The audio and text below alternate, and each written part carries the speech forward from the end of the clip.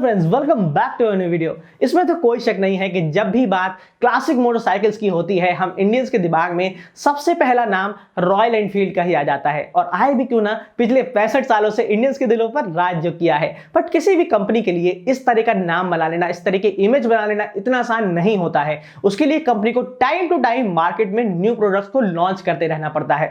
और हमेशा की तरह रॉयल एनफील्ड एक बार फिर आ गया है, एक न्यू नाम, न्यू पहचान और न्यू क्रूजर मोटरसाइकिल के साथ, जिसका नाम है मीटियोर 350।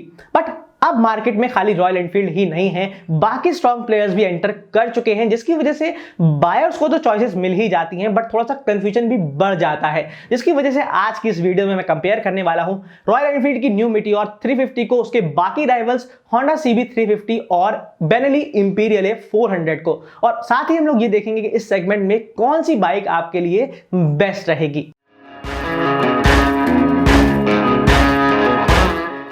रॉयल एनफील्ड मीटियोर का जो लुक है वो काफी हद तक प्रीवियस बाइक थंडरबर्ड 350X से मिलता है, जिसमें आपको कंफर्टेबल अपराइट स्टैंड के साथ लो सीट पोजीशंस मिलती हैं, जिससे आपको बाकी राइवल्स की तरह राइडिंग पोजीशन भी काफी अच्छी मिल जाती है। अगर सिमिलैरिटीज की बात करें तो तीनों बाइक्स में आपको टेलीस्कोपिक फोर्क सस्पेंशन मिलते हैं और टीयर ड्रॉप शेप के इंडिकेटर्स, और साथ ही जो हेडलाइट्स है वो आपको तीनों बाइक्स में राउंड ही मिलती है। बट डिफरेंस आता है इनकी ब्रेकिंग और व्हील साइज में, जहां मीटियोर 350 में आपको 19 इंच का फ्रंट व्हील और 17 इंच का रियर व्हील्स मिलते हैं। बट होंडा की हाइनेस और बेनेली में आपको 19 इंच के फ्रंट और 18 इंच के रियर टायर्स मिलते हैं। वहीं ब्रेकिंग की बात करें तो मीटियोर के फ्रंट में आपको 300 mm की डिस्क ब्रेक मिलती है, बट सबसे छोटी डिस्क ब्रेक मिलती है आपको बेनेली में जो 280 mm की है। पर साइज में तो सबसे बड़ी डिस्क आपको होंडा की हाइनेस में ही मिलती है जो 310 mm की है, और रियर में तीनों बाइक्स में आपको डिस्क ब्रेक मिल जाती है। बट किसी भी क्रूजर मोटरसाइकिल के लिए सबसे इंपॉर्टेंट होता है उसकी फ्यूल कैपेसिटी, और सबसे छोटा फ्यूल टैंक भी बेनेली का ही है जो 12 लीटर्स का है। बट बाकी दोनों बाइक्स में आपको 15 लीटर्स की फ्यूल टैंक मिलते हैं, जिससे आप लोग हैसल फ्री राइड कर सकते हैं। तो ये तो बात हो गई बाइक के स्टाइलिंग और बॉडी डायमेंशंस की। बट जब तक क्रूजर मोटरसाइकिल में पावर फिगर्स की बात ना हो तो फिर किस बात का कंपैरिजन। तो दोनों न्यू लॉन्च्ड बाइक मीटियोर 350 और होंडा हाइनेस में आपको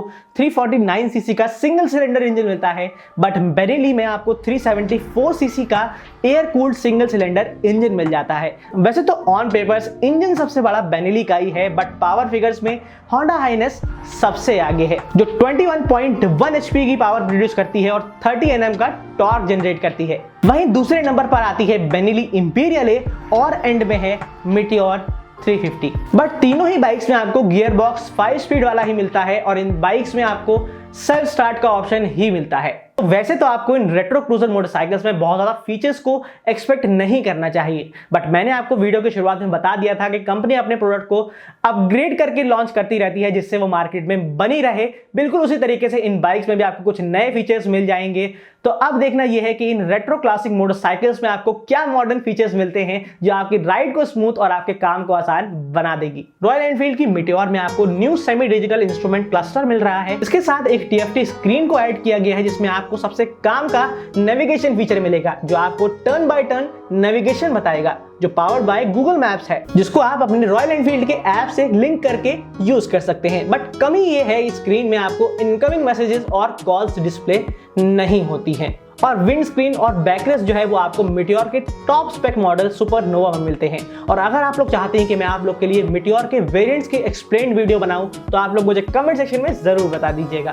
और दूसरी तरफ देखें तो जापानीज मैन्युफैक्चरर होंडा ने अपनी बाइक्स में कुछ काम के फीचर्स ऐड किए गए हैं, जो उसके राइवल्स के ऊपर एक एडवांटेज है। होंडा हाइनेस में आपको टॉर्क कंट्रोल सिस्टम मिलता है, जिसे HSTC कहते हैं, जो बेसिकली एक ट्रैक्शन कंट्रोल सिस्टम है, जो नीड के अकॉर्डिंग आप ऑन ऑफ भी कर सकते हैं। और हाइनेस में भी आपको नेविगेशन फीचर मिल जाता है, बट साथ में कुछ कनेक्टेड फीचर भी मिल जाते हैं, जिससे आप फोन कॉल्स, म्यूजिक और मैसेजेस को एक्सेस कर सकते हैं। बट बेनेली इन तीनों बाइक्स में से सबसे कम फीचर्स ऑफर कर रही है, जिसमें नॉर्मल स्पीडोमीटर मिलता है और एक छोटा digital fuel and gear indicator मिलता है, जो काफी बेसिक सा लगता है। बट इसमें आपको बाकी features like traction control, USB charger, smartphone connectivity, navigation जैसे फीचर्स नहीं मिलते। तो इस वीडियो की फाइनल वर्डिक्ट और बाइक के प्राइस की तरफ बढ़ने से पहले आप लोग का इन बाइक्स के बारे में क्या सोचना है और आपके हिसाब से इस सेगमेंट का लीडर कौन है, ये मुझे कमेंट सेक्शन में बताना बिल्कुल मत भूलिएगा। और अगर आज की वीडियो पसंद आई है तो लाइक एंड सब्सक्राइब कर दीजिएगा, ये बिल्कुल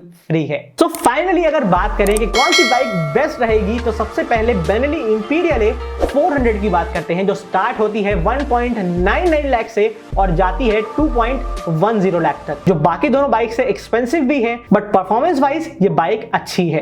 एक्सेसिबल सीट्स की वजह से आपको राइडिंग कंफर्ट भी है, बट इतना पैसा खर्च करके आपको बेसिक इंस्ट्रूमेंट क्लस्टर मिलता है और काफी सारे फीचर्स भी मिसिंग है, जिसकी वजह से ये बाइक राइवल्स के मुकाबले थोड़ी सी ज्यादा एक्सपेंसिव लगती है। सो मेरे हिसाब से अगर आप बहुत ज्यादा बेनेली के फैन हैं तभी आप इस बाइक को कंसीडर करें, वरना आप लोग बाकी अल्टरनेट्स को भी कंसीडर कर सकते हैं। बाकी अगर बात करें दोनों फ्रेश लॉन्च बाइक्स की, तो परफॉर्मेंस फिगर्स और फीचर्स के हिसाब से थोड़ा सा आगे निकल जाती है होंडा की हाइनेस, क्योंकि उसमें आपको मीटियोर के मुकाबले एक्स्ट्रा फीचर्स मिल जाते हैं, जैसे traction control, connected features like call and messages. But ये बाइक मीटियोर के हिसाब से थोड़ी सी महंगी भी है। बट हम इंडियंस प्राइस के ऊपर थोड़ा सा ज्यादा डिपेंड रहते हैं और कई बार हमारे सारे डिसीजन ही प्राइस पर डिपेंड कर जाते हैं, क्योंकि हम इंडियंस को कम ही दम चाहिए होता है। तो आपके लिए अगर प्राइस एक पॉइंट है तो आप लोग ऑल न्यू मीटियोर को कंसीडर कर सकते हैं, जिसमें आपको काफी सिमिलर फीचर्स मिलते हैं एक्सेप्ट 1 और 2 फीचर्स। तो होंडा हाइनेस का जो प्राइस है वो स्टार्ट होता है 1.85 लाख से,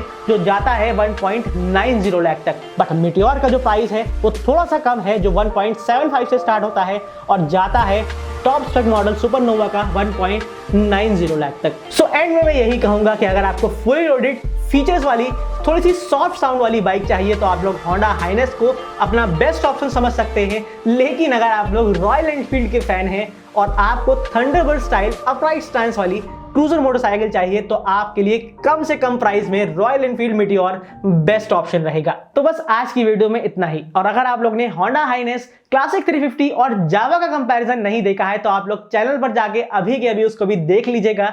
और चैनल से जुड़े रहने के लिए आप लोग चैनल को एक बटन दबा के सब्सक्राइब कर सकते हैं, क्योंकि मैं आप लोग के लिए ऑटो वर्ल्ड से इसी तरह का इंफॉर्मेटिव कंटेंट लेकर आता रहता हूं। तो मिलता हूं नेक्स्ट वीडियो में एक फ्रेश कंटेंट के साथ। तब तक के लिए ड्राइव सेफ, राइड हार्ड।